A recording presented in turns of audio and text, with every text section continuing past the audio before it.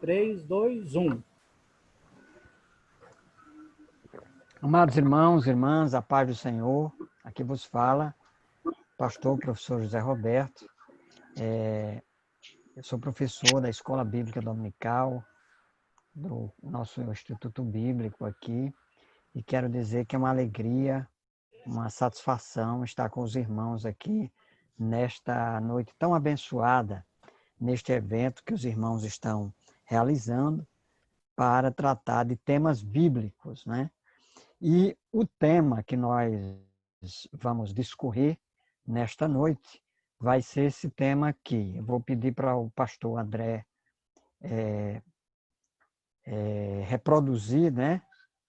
Autorizar o compartilhamento aí dos nossos slides, e nós vamos passar esses slides para os irmãos, na medida em que nós estivermos falando. Eu gostaria apenas de confirmar se os irmãos conseguem ver os slides aí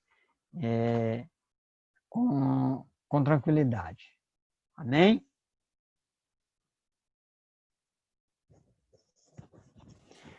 Então, queridos, nós vamos dar início.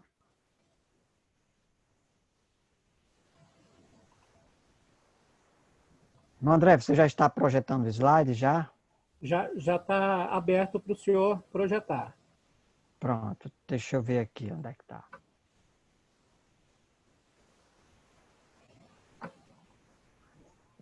Vocês já conseguem ver o slide? Ainda não.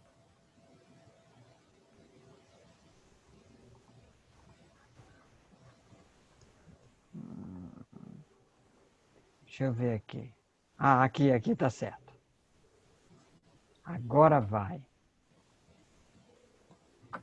Pronto, queridos. Conseguem ver agora? Perfeito. Perfeito. Então, muito bem, nós vamos dar início a partir de agora.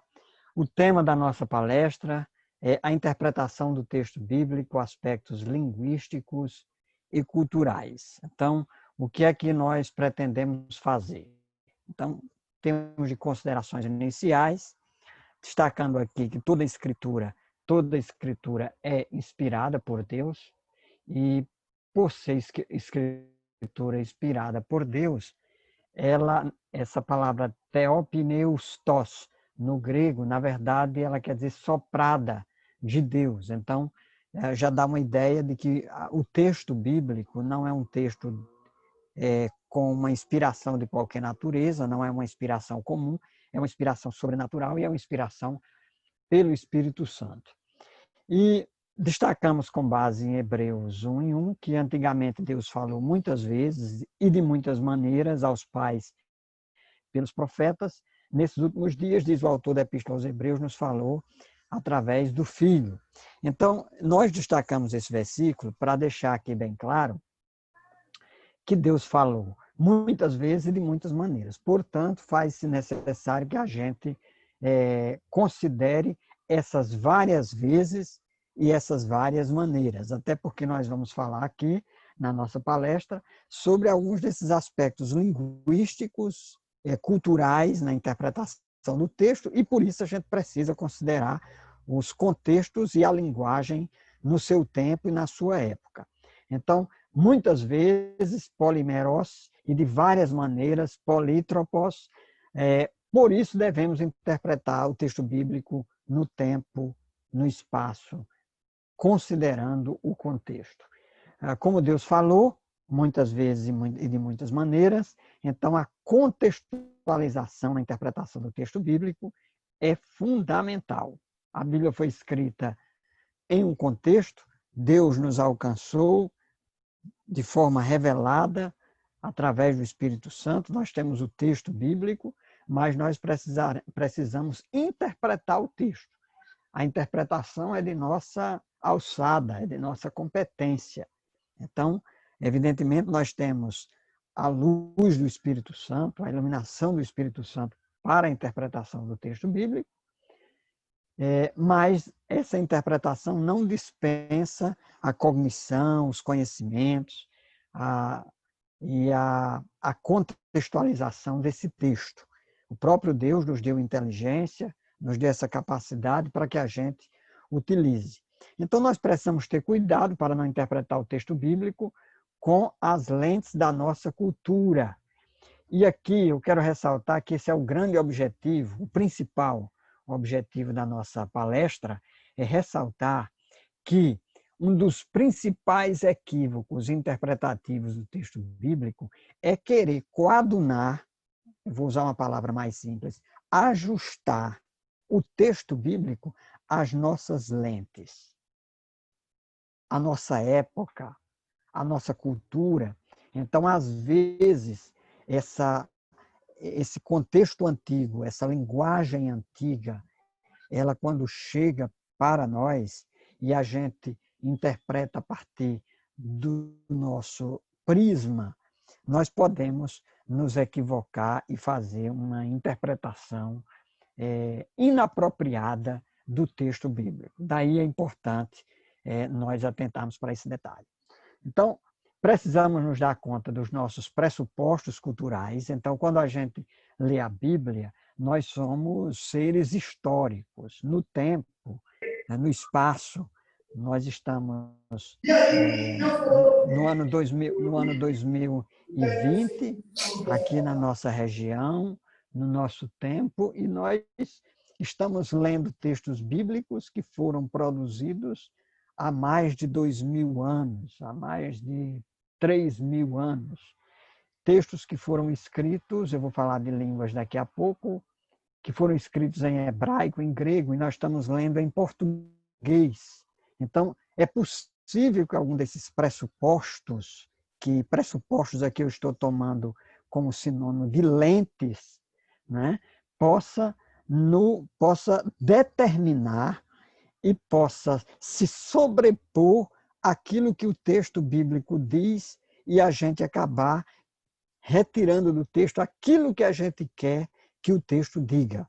Então, evidentemente, vocês já devem ter ouvido falar da palavra exegese e exegese, né?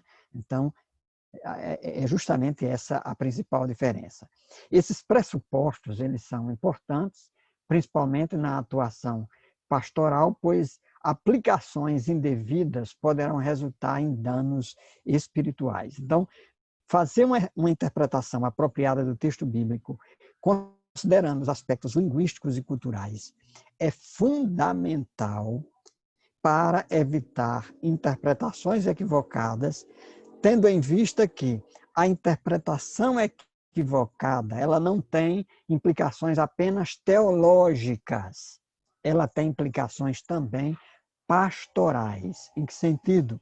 No sentido de que se eu interpreto inadequadamente o texto bíblico, eu posso pastorear e dar uma orientação inadequada e que pode, de algum modo, prejudicar a vida espiritual de algum irmão ou de alguma irmã na igreja e da própria comunidade eclesiástica como um todo. Então, os pressupostos existem, mas é preciso que tenhamos os devidos cuidados para não deixar que esses se sobreponham àquilo que o texto bíblico quer dizer.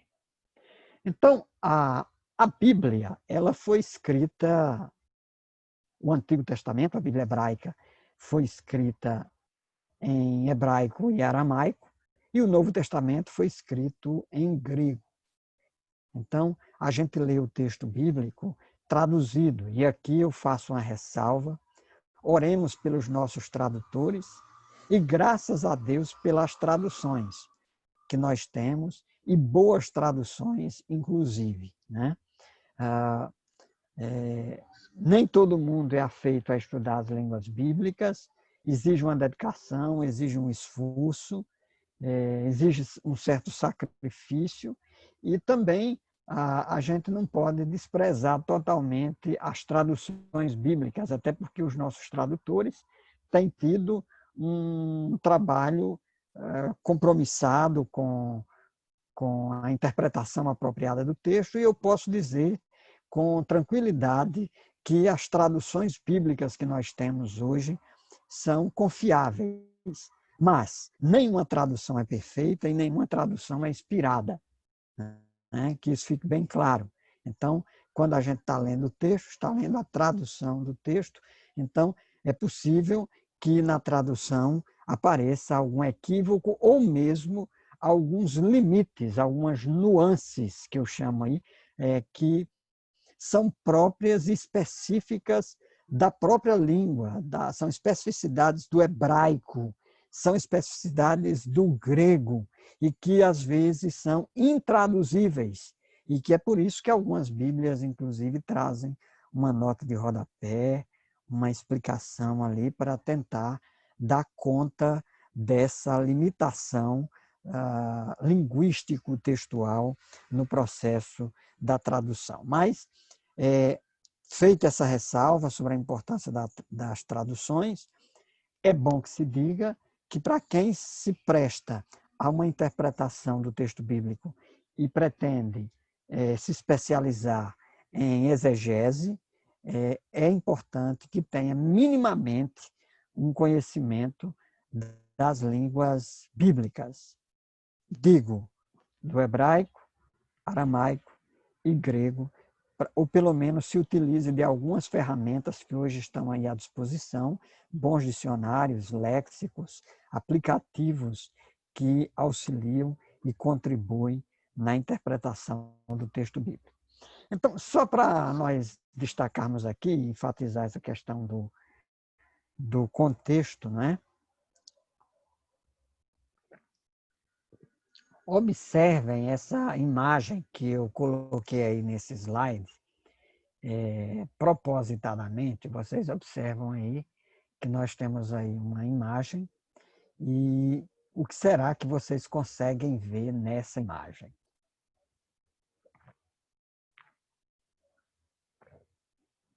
Bem,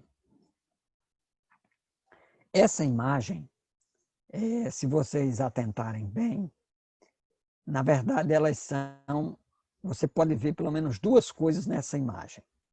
Eu já mostrei essa imagem para os meus alunos várias vezes, e alguns veem uma jovem, né, olhando para o horizonte, enquanto que outros fazem um certo esforço e veem uma senhora de idade, né?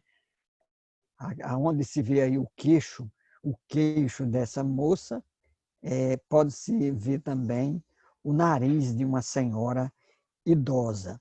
Então, eu utilizo sempre essa imagem para mostrar que as nossas interpretações, os nossos pressupostos, dependem de valores.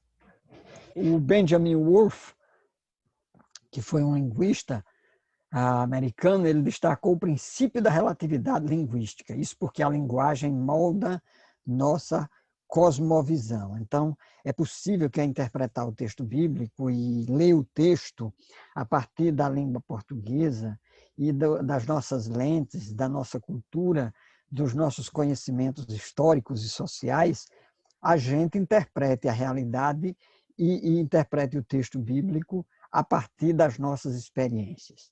Então, é preciso ter cuidado para não ver no texto bíblico aquilo que a gente quer ver no texto, ao invés de perceber aquilo que, de fato, o texto diz. Então, a língua é um dos aspectos mais perceptíveis do nosso distanciamento do texto bíblico. Então, digamos assim, uma das principais barreiras que nós temos aí já para início de conversa, para entender o contexto bíblico, o universo bíblico do Novo e do Antigo Testamento, é pensar que esses textos foram escritos em outras línguas. E aí, se a gente não considerar isso, a gente pode acabar reduzindo a nossa interpretação aquilo que o texto bíblico diz na sua tradução. Então, só para exemplificar isso aqui muito bem, eu trouxe duas palavras aqui, uma palavra grega, que é a palavra agape, ou agape, e uma outra palavra hebraica, que é hesed. Essas duas palavras, basicamente, elas significam amor, né? Mas é preciso que se diga que, quando a gente lê a palavra amor, na nossa Bíblia, em português, não abarca, não alcança a expressão de significados que há nessas duas palavras hebraico, hebraica e grega. Isso porque, diferentemente do português, que a gente tem a palavra amor, o grego tem várias palavras para se referir a amor, né? Filéu, storge, ou storge, filéu, não é? Agape, que dá a ideia de um amor sacrificial. Então, o hesed, no hebraico, dá essa ideia de amabilidade, de lealdade, de misericórdia. É como a própria palavra shalom também em hebraico, que é muito mais do que paz, né?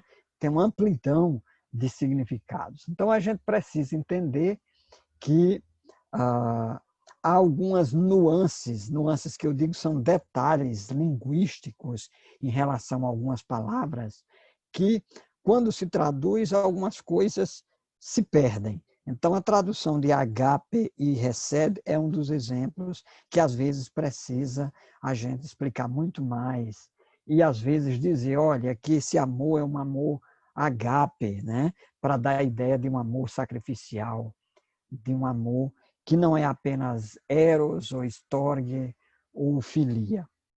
E algumas especificidades linguísticas também, eu destaquei aqui Gálatas 5:22, o fruto do Espírito, quando Paulo diz aí, olha, rodé carpos tu pneumatos estin. Então, o fruto do Espírito é. Aí detalhe que Paulo diz que o fruto do Espírito é no singular. No grego, há a possibilidade de você formar uma palavra só, juntando várias palavras. Então, é por isso que quando a gente lê, o fruto do Espírito é amor, longanimidade, benignidade, aquilo ali é como se Paulo tivesse dito que o fruto é único, e todas as palavras que ali estão numa junção, formando uma palavra só, que quando a gente traduz, a gente entende como várias palavras. Então, o fruto é um todo, e todos aqueles aspectos lá, que a gente vê em Gálatas 5:22, é a totalidade desse fruto. Um outro exemplo é o Makarioi, né, de Mateus 5:9, que está lá nas bem-aventuranças, e às vezes a gente encontra algumas Bíblias dizendo felizes, ou até mesmo bem-aventurados, né? E, na verdade, esse Makarioi é algo que tem uma expressividade muito maior, talvez se aproxime muito mais de um benditos, né? Benditos, como uma espécie de reconhecimento divino dessa atitude. Então, essas bem-aventuranças estão nesse contexto, e traduzir por felizes não soa bem, não diz bem aquilo que o texto se pretende, aquilo que Jesus ensinou no Sermão do Monte. Então, é bom que a gente tenha alguns cuidados, né?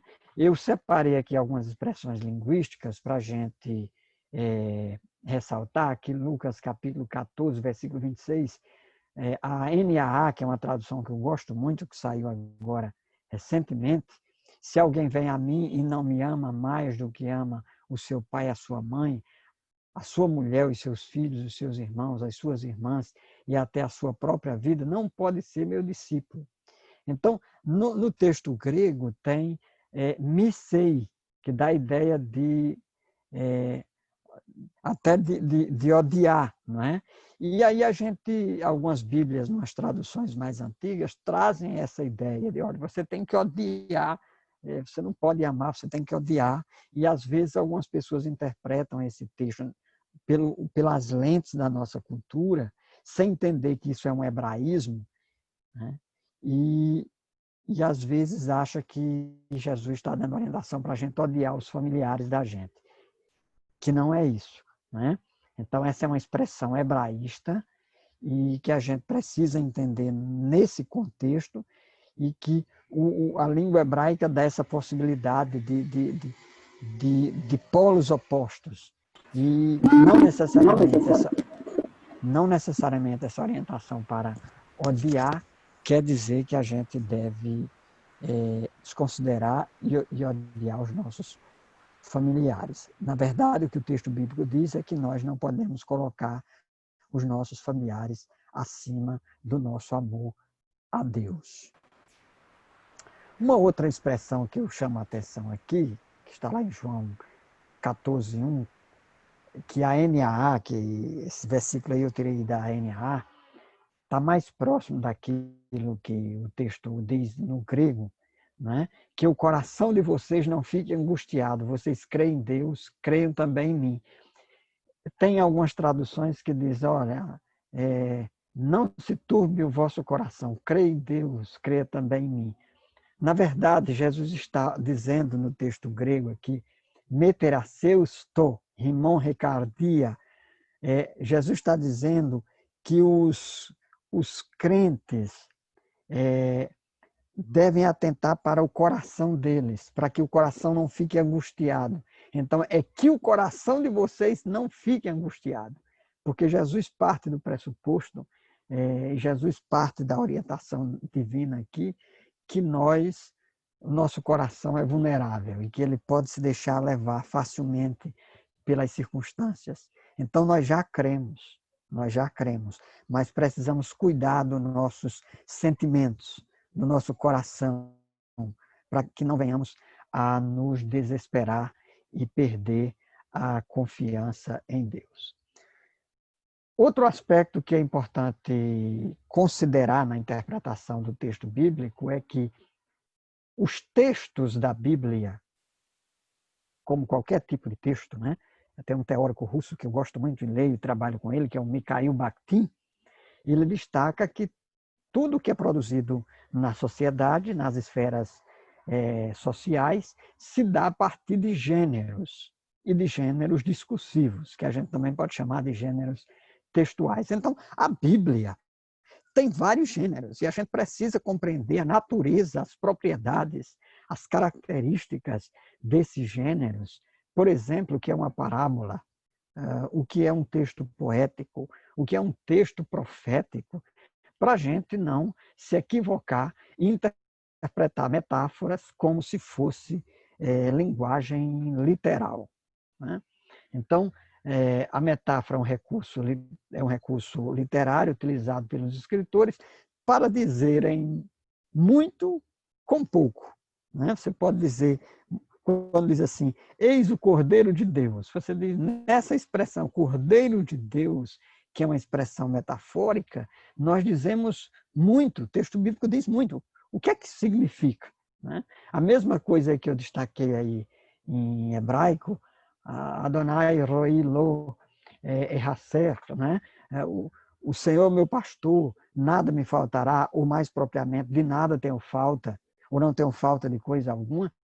Mas nessa metáfora, o Senhor é o meu pastor, nessa expressão diz muito mais do que isso que o texto bíblico está aí dito, né? Não é apenas que... O que é que significa considerar em termos metafóricos, em termos literários, que o Senhor é o meu pastor?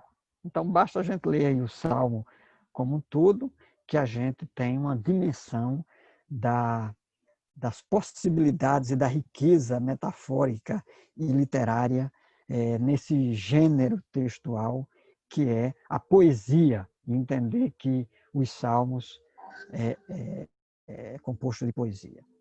Então, nós vamos, feitos esses destaques linguísticos, vamos começar a tratar sobre algumas questões culturais, né? Então, a interpretação no texto bíblico precisa considerar que nós estamos no Ocidente, o texto bíblico foi produzido no Oriente, e hoje tem tido todo o movimento preocupado, e ainda bem, os exegetas, os comentaristas bíblicos, para recuperar ou contextualizar os aspectos culturais orientais para entender a Bíblia no contexto do Oriente.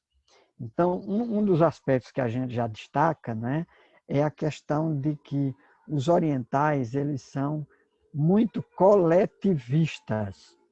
O que é que eu estou querendo dizer com isso? É que é muito marcante entre eles o espírito comunitário. A comunidade é muito mais importante do que os indivíduos. E aqui no Ocidente é diferente. A gente costuma dar muito mais valor aos indivíduos. A gente canta hinos que fala que Deus é meu, é minha, sou eu, é para mim, né?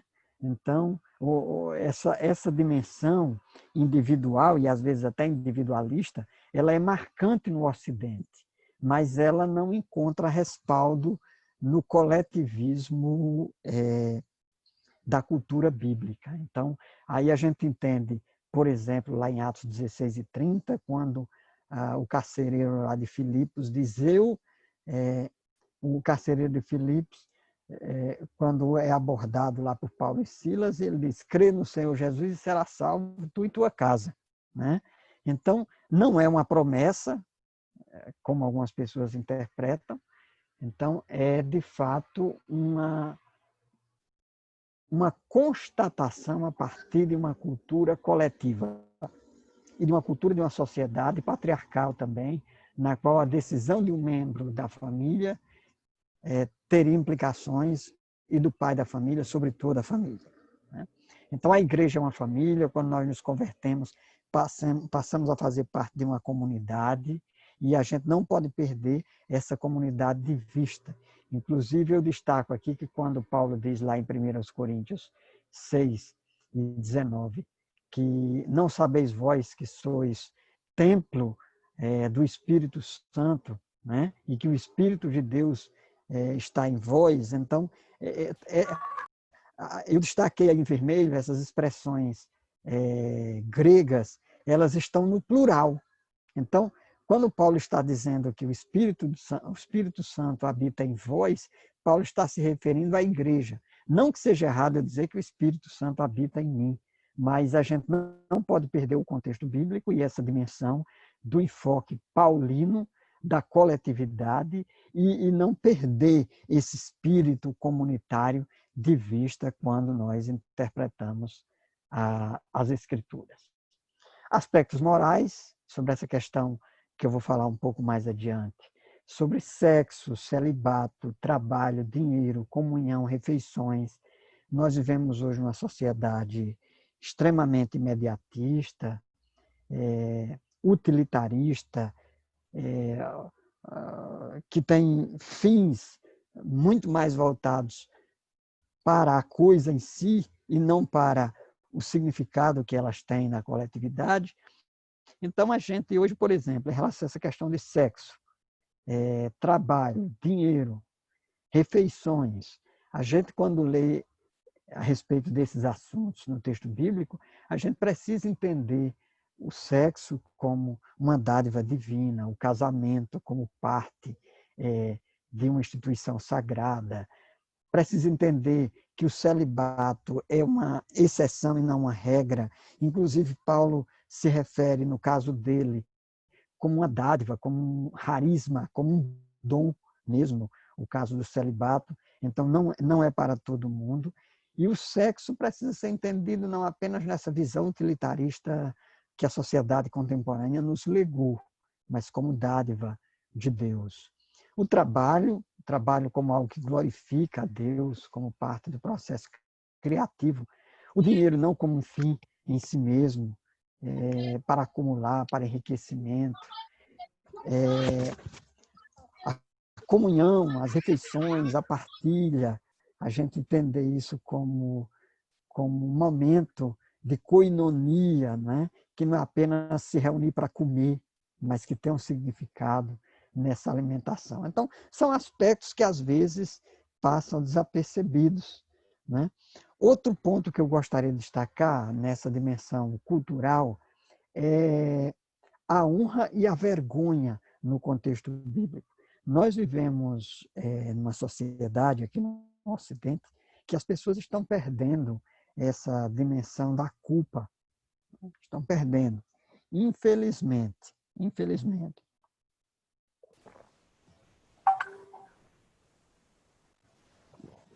Então,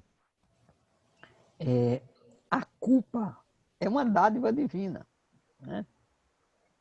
Inclusive, evidentemente, existe uma falsa culpa da religiosidade, mas existe a culpa real. E o contexto bíblico, a gente, quando interpreta o texto bíblico, a gente percebe que a correção, por exemplo, ela causa vergonha, né? Ela causa vergonha.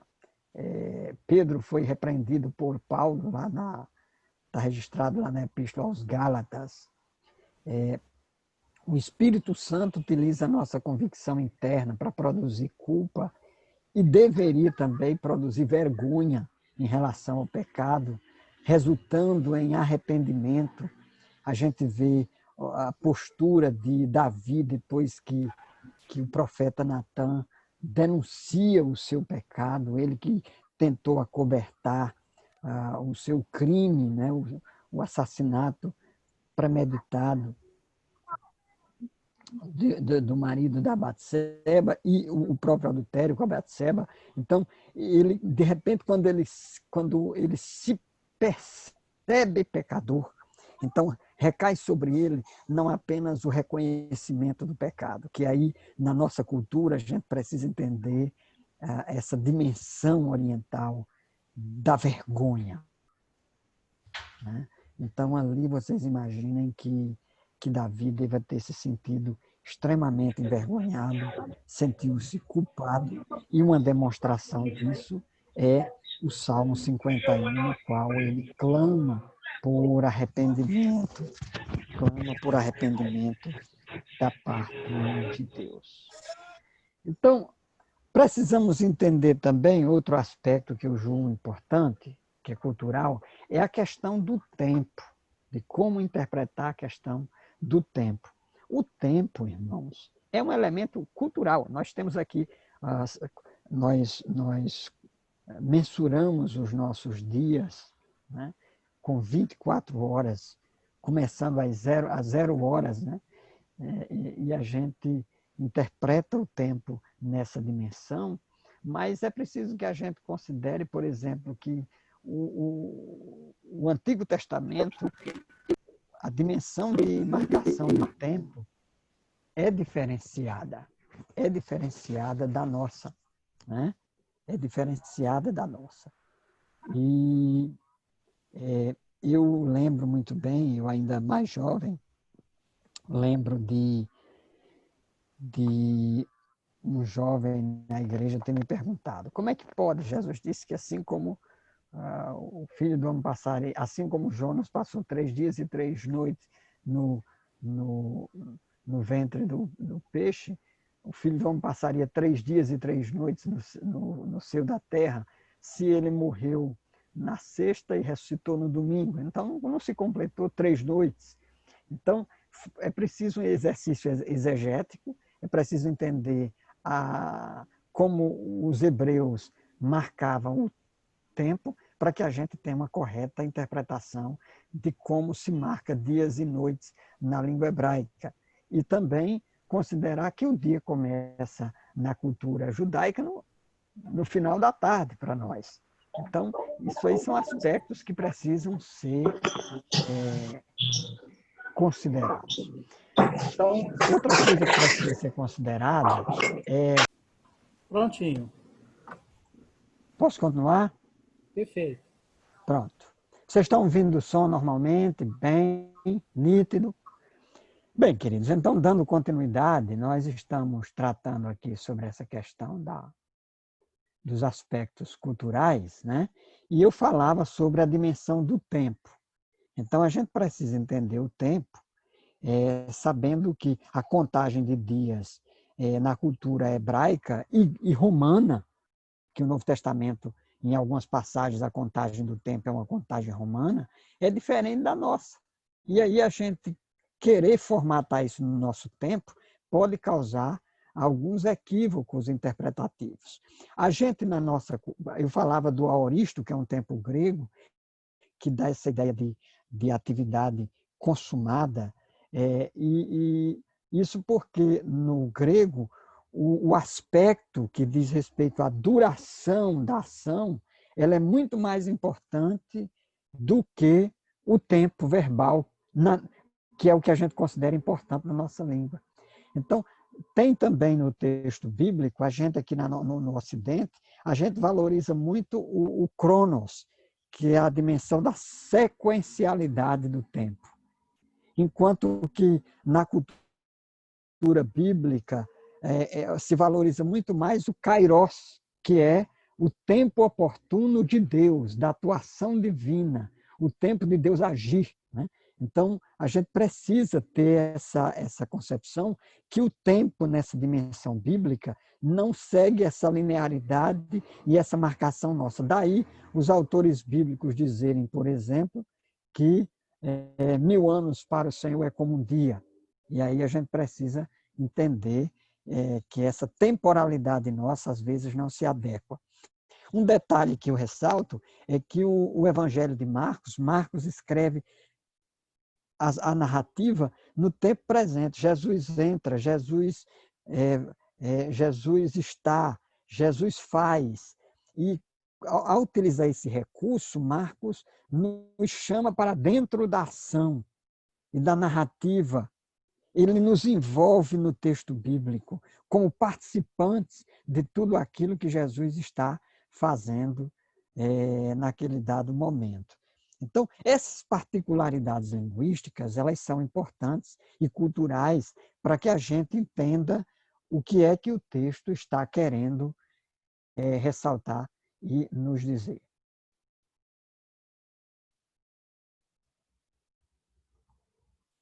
Bem, então, eu falei aqui já dos aspectos temporais, destaco também alguns aspectos étnico-raciais. Hoje, irmãos, nós vivemos numa mistura, né? Uma mistura. Pessoas de vários povos, integrados. Mas nos tempos bíblicos, essa questão racial, étnica, era extremamente relevante. Para vocês terem ideia, só para vocês terem uma noção, judeus e samaritanos não interagiam, né? Não interagiam. Então, essas diferenças eram muito marcantes e as pessoas eram julgadas, não que hoje não seja, não estou aqui fazendo vista grossa e nem deixando de reconhecer que existe preconceito ainda hoje, mas isso nos tempos bíblicos era marcante, né? Jesus foi criticado pelo fato dele ser de Nazaré. Pedro, quando negou Jesus, foi identificado pelo sotaque, né? E aqui vocês têm uma noção. Eu estou falando aqui do Nordeste, então, de repente, vocês podem identificar algumas marcas no meu sotaque e dizer assim, esse cabo é nordestino mesmo, né? Então, são marcas que tinha no texto bíblico, que estavam lá no texto bíblico. Essas questões fronteiriças, geográficas, eram muito fortes.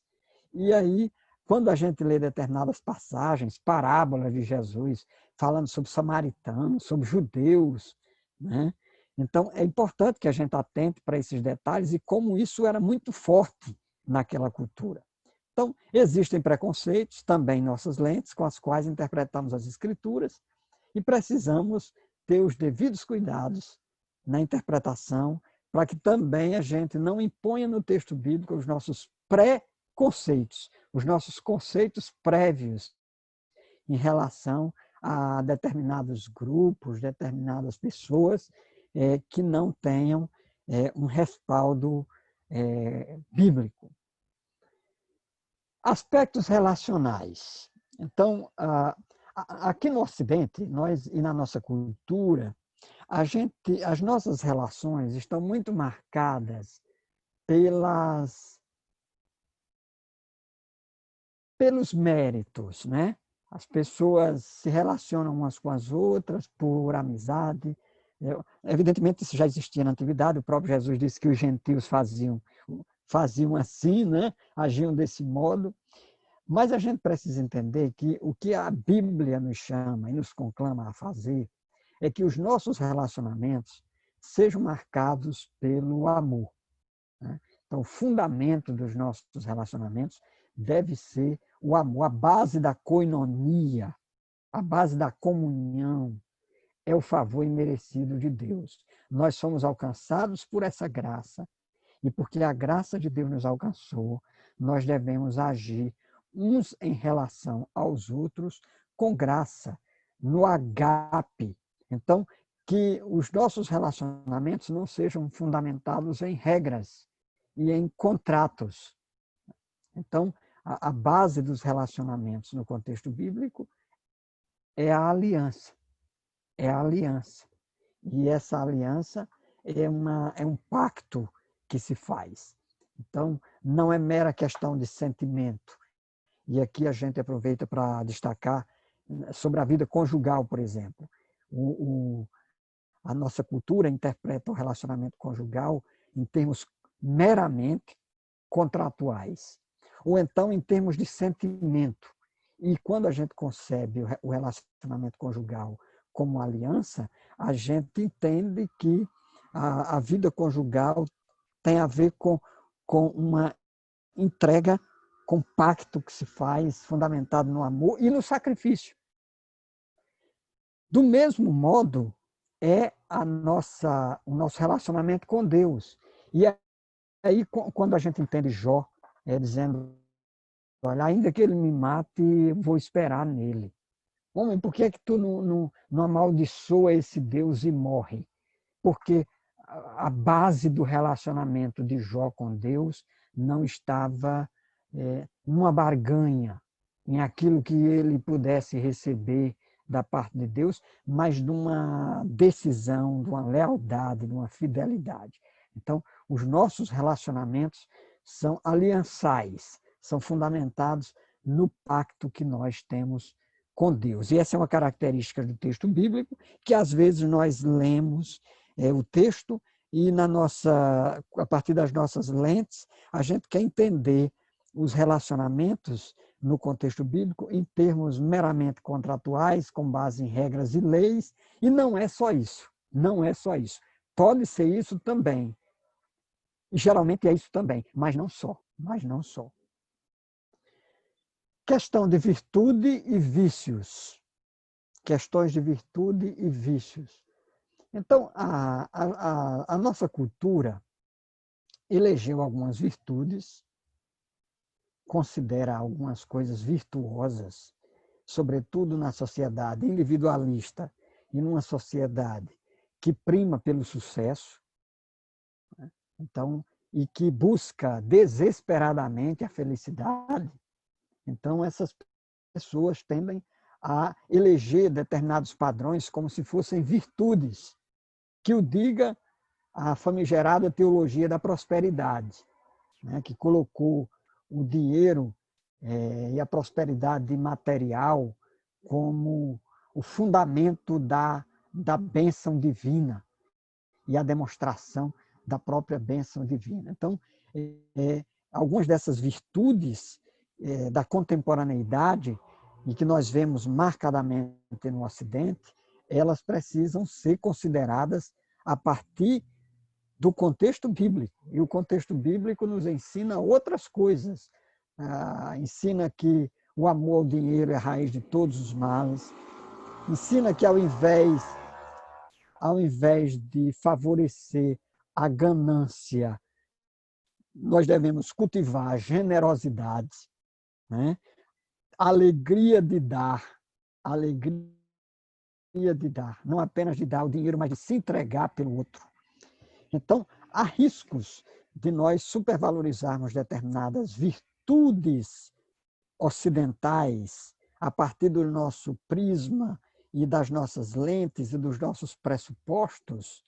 Há riscos de nós interpretarmos o texto bíblico e tentar adaptar isso para o nosso contexto, né? Evidentemente, se você disser assim, professor, mas tem passagens lá no texto bíblico que fala de prosperidade e tal, etc. Sim, mas em que contexto? Em que época? Então, a gente precisa entender em que contexto, que época, para quem e como isso passa pelo crivo de Cristo, do Evangelho, do Novo Testamento, né? Então, algumas virtudes, elas são produzidas em nós pelo Espírito Santo, e a principal virtude é o fruto do Espírito, que está lá em Gálatas 5, 22, e ter moderação, equilíbrio, vida pautada e conduzida pelo Espírito Santo, andai no Espírito e não cumprireis as concupiscências da carne. Então, é preciso que a gente entenda as virtudes bíblicas a partir desses parâmetros e ter cuidado com aquilo que a gente considera vício, pecado, que às vezes tem a ver muito mais com as nossas lentes. Exemplo. Na cultura religiosa ocidental, o pecado, por natureza grave, inclusive porque nós herdamos isso da tradição do catolicismo e do platonismo, são os pecados sexuais. Então, você quer ver alguém ser punido, disciplinado, imediatamente, peque na esfera sexual. Agora, alguns outros vícios, pecados, obras da carne, que está lá em Gálatas 5:16, e que não necessariamente tem a ver com a sexualidade, às vezes passam desapercebidas. Questões que envolvem o que eu acabei de falar, como ganância, né? Avareza, são alguns tipos de pecados, obras da carne, que às vezes assim a gente coloca como de segunda categoria ou de menos relevância, por causa da nossa visão ocidental, dos nossos pressupostos em relação àquilo que a gente considera ser um pecado mais ou menos grave, e que o texto bíblico não faz essa distinção, né? Não faz essa distinção.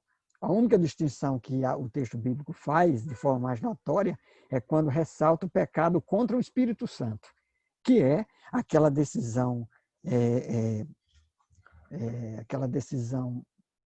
que parte do coração do homem de atribuir à obra de Deus uma natureza diabólica e que fecha as portas e as possibilidades para o arrependimento, porque é o Espírito que convence, né? Ele convence do pecado, da justiça e do juízo.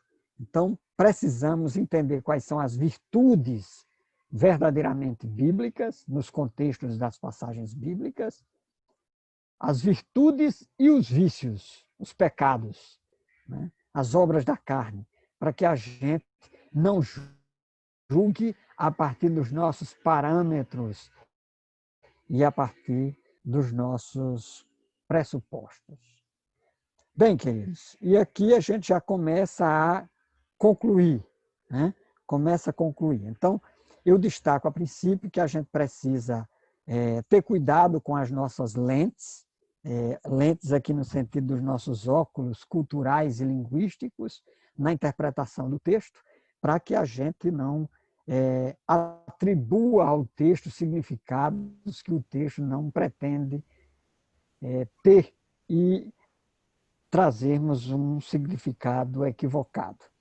Ter o cuidado de interpretar os significados do texto, identificando as possibilidades e impossibilidades interpretativas, inclusive nas aplicações. Ter cuidado para não fazer aplicações indevidas, que o contexto da passagem bíblica não garante, não respalda, para a gente não fazer aplicações condicionais, por exemplo, que não tenha um fundamento e uma base bíblica. Ter cautela em relação a versículos descontextualizados. Salmo 37, versículo 25, o salmista diz que nunca viu um desamparado, né? Nem o justo mendigar o pão. Ele não viu, mas eu ou você, nós podemos ver. Então, ter o cuidado de interpretar uma determinada declaração bíblica, sabendo quem disse, se for os amigos de Jó. Eu, quando estou dando aula aos meus alunos, eu destaco, por exemplo, o cego, quando foi curado por Jesus e interrogado pelas autoridades, lá no Evangelho de João, o cego diz assim: sabemos que Deus não ouve a pecador. Bem, quem está dizendo aquilo ali é o cego. O fato do cego tá dizendo não respalda essa declaração como uma doutrina bíblica, nem algumas declarações dos amigos de Jó, nem as palavras ditas por Satanás, por exemplo, quando estavam tentando a Jesus. Tudo é texto bíblico, tudo é palavra inspirada, mas a gente precisa colocar o texto no seu devido contexto e entender quem disse, para que a gente não faça interpretações e aplicações inadequadas. Um versículo que é muito citado, Romanos 8, 28, tudo coopera para o bem daqueles que amam a Deus e que são chamados segundo o propósito de Deus. E alguém diz assim, olha, eu vou sempre me dar bem. Ou então aquele versículo lá de Filipenses 4, 13, tudo posso naquele que me fortalece. Então, as pessoas pegam essas passagens bíblicas e não entendem o que vem antes e o que vem depois. E que o próprio Paulo disse que eu sabia passar por privação, por ter em abundância e passar por necessidade. Tudo, tudo coopera para o bem daquele, mas o que é o bem? Às vezes o que é bem na minha visão, nas minhas lentes, não é aquilo que é bem e bom aos olhos de Deus. Então tudo coopera para o bem daqueles, mas para o bem no prisma e na vontade e no propósito divino. Então a gente precisa atentar para essas especificidades. E aqui, para ir concluindo, né, para a gente fechar, eu destaquei aqui algumas orientações que eu chamo de quase conclusivas, né, de propósito, quase conclusivas, algumas orientações para que a gente tenha cuidado na interpretação do texto bíblico, atentando para esses aspectos linguísticos e culturais. Primeira, o texto é mais complexo do que supomos. Não espere que o texto expresse o que você quer que esse diga, esteja aberto a outras possibilidades interpretativas. Ou seja, não tenha a pretensão e nem ache que você vai exaurir, interpretar o texto na sua inteireza e na sua completude. O texto é aberto, o texto é complexo.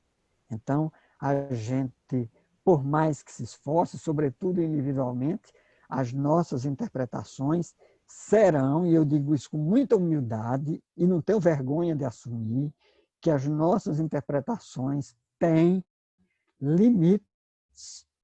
Tem limites, meu irmão e minha irmã, tem limites.